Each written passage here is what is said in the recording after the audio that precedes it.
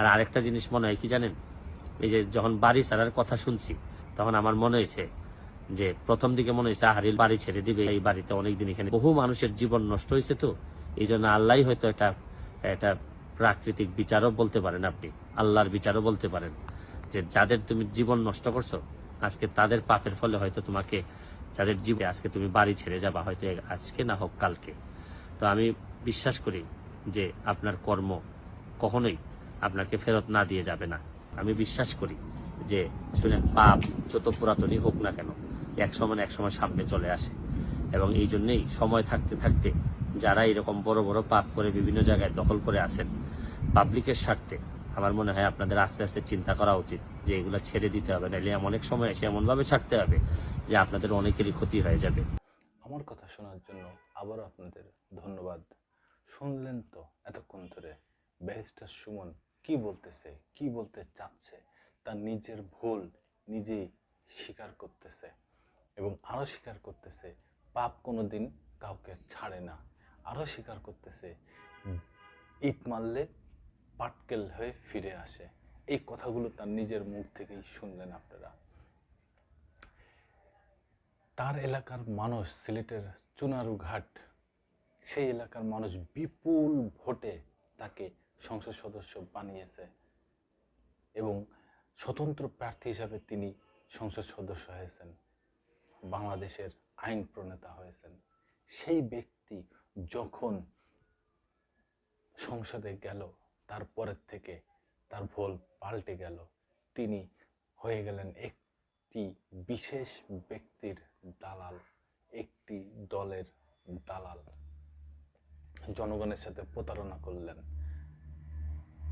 তিনি 5ই আগস্টের পরে ছাত্র জনতা আন্দোলনে যখন আওয়ামী লীগ সরকারের পতন হলো, গণ অভ্যুত্থান হলো, তখনই উনি সবার সাথে তিনিও এই দেশ ছেড়ে পালিয়ে গেলেন কিংবা আত্মগোপন করলেন। আমার ধারণা তিনি এই দেশ ছেড়ে পালিয়ে গেছেন। তিনি তার কয়েকদিন পরে ভিডিও বার্তায় বললেন যে আমাকে ক্ষমা করে দেন, আমাকে জাতি ভুল বুঝছে, আমি প্রথম থেকেই কোটা আন্দোলনের সাথে ছিলাম, ছাত্র জনতা আন্দোলনের সাথেই ছিলাম, আমাকে ভুল বুঝছে জাতি, জনগণ। আসলে কি তাই? 1 জুলাই থেকে 5 আগস্ট পর্যন্ত তার যতগুলো সাংবাদিক সম্মেলন তিনি করছেন সবগুলোই তিনি বলছেন যে তিনি শেখ হাসিনার পাশে আছেন, তিনি শেখ হাসিনার পাশে যাবেন না। এই আন্দোলন জামাত শিবিরের আন্দোলন, এখানে জামাত শিবির ঢুকে গেছে, শেখ হাসিনা বাদে কে ক্ষমতায় যাবে, এরকম বিভিন্ন ধরনের কথা উনি বলেছেন। আমার নেত্রী যতক্ষণ আছে তাকে কেউ, আমি তার পাশে আছি, তাকে কেউ ক্ষমতাতে নামাতে পারবে না, এরকম বিভিন্ন ধরনের কথা উনি বলেছেন। আর এখন যেই সেই আওয়ামী লীগ সরকার ক্ষমতাতে পতন হয়ে গেল, তখনই তিনি আবার ভুল পাল্টে ফেললেন। তিনি এখন বলছেন ছাত্র জনতা আন্দোলনের সাথে তিনি ছিলেন প্রথম থেকেই। ব্যারিস্টার সুমনকে জনগণ, বাংলাদেশের মানুষ মনে করেছে সমাজের প্রতিচ্ছবি, সমাজের আয়না।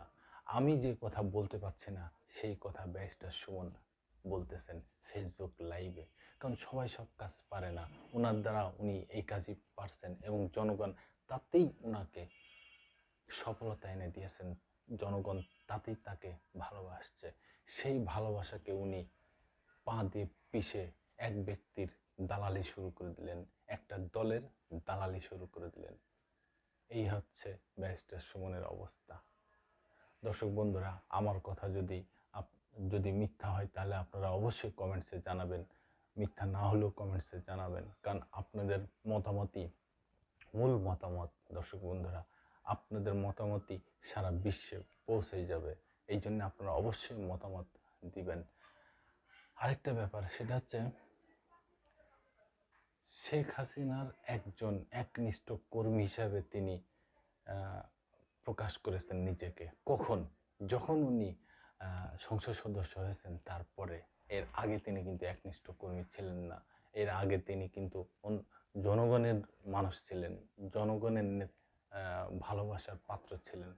যেই জনগণ তাকে ভোট দিয়ে এমপি বানিয়ে দিল, তখনই তিনি তার ভুল পাল্টে দিলেন। এই হচ্ছে একজন মানুষের মুখোশ উন্মোচন করার সঠিক সময় উনি বেছে নিছেন। সেই ব্যারিস্টার সুমন, আমরা তাকে সমাজের আয়না জানতাম। তিনি বিদেশ থেকে বিভিন্ন সময় এই দেশের বিরুদ্ধাচারণ করেছেন, জনগণের বিরুদ্ধাচারণ করেছেন। 5ই আগস্টের পরে উনি বিদেশ পালিয়ে চলে গেছেন কিংবা আত্মগোপনে আছেন, কিন্তু উনি সঠিক মর্ম বুঝতে পারেন নাই, ভালোবাসা বুঝতে পারেন নাই, জনগণের আকুতি মিনতি এগুলো উনি বুঝতে পারেন নাই। উনি বুঝছেন, যেই সংসদ সদস্য হয়েছেন তখনই উনি বুঝছেন এইটাই ক্ষমতা, এইটাই সব কিছু, এখন আর আমার পিছু ফিরে দরকার নেই, জনগণ দিয়ে আমি কি করব, এখন তো আমি এমপি হয়ে গেছি। এই হচ্ছে তার আসল পরিচয়। ধন্যবাদ বন্ধুরা, আবার আসবো নতুন কোনো কথা নিয়ে, নতুন কোনো ঘটনা নিয়ে। আমি প্রিন্স।